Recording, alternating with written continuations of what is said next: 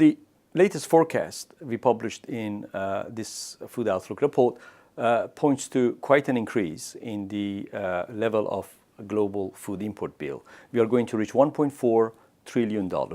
This is only $50 billion short of the record we had in 2014.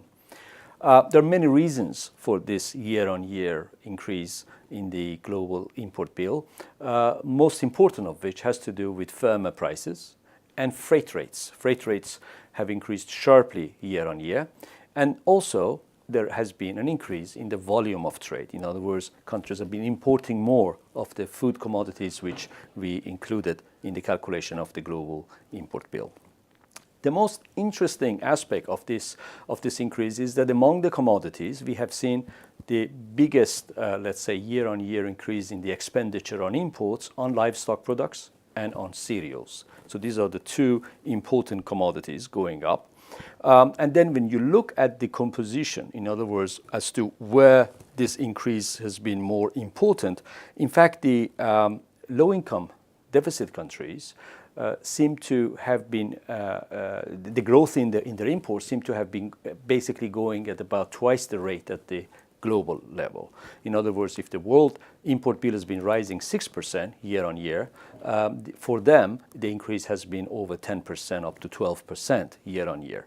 This means that for these countries, partly driven by their own stronger population growth and partly because of climatic conditions which might have dampened production in certain sectors, import demand is higher than the previous year. This combined with higher prices and higher freight rates at the international level has led to expectation of a bigger expenditure on imports in 2017.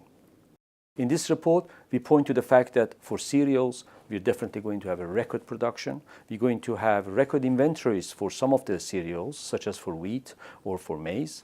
When you look at the oilseed sector, we also see there a good supply in spite of some decline in production. Simply, inventories have been very large and adequate, so market is well supplied.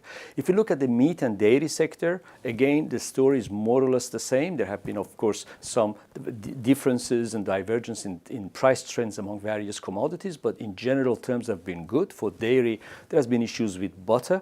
Butter has been a bit tight. Prices have been going up rather exceptionally within that sector, but generally, again, the dairy sector is also quite balanced. And if you go even to the fisheries, which is another commodity covered here, we in fact are going to see quite a robust growth in terms of production, as aquaculture supporting this strong growth, as well as recovering from last year's sort of a slower growth rate. So generally speaking, we are talking about good supply prospects, at least for 2017. We talk about cassava once a year, and we try to really look at the supply-demand situation of this very important food security crop, especially in Africa. Cassava basically has two domains. One is in Africa, which is really smallholders, food security, and an amazing crop in all sense of the terms for a lot of African countries. And then there is cassava in Asia, which is really produced for exports, and it's used for all kind of industrial use as well as food and feed. What we are seeing this year in the cassava market is that a lot on the trade side is going to be influenced by developments in China. Thailand is the biggest exporter. China is the most important importer. The imports of China of cassava will compete with the locally produced feed grains such as maize. There are some important policy developments taking place there that could make imported cassava less competitive. This idea of less competitiveness for China market actually will have implications worldwide. Already we are seeing signs that some countries are making measures either to make cassava more attractive, or if they cannot do that, to actually encourage farmers to move from cassava to another crop like for rice, as it is the case, for example, in Nigeria. The special feature of November Food Outlook focuses on tropical fruits, trade of which have been expanding quite fast over the last a couple of decades.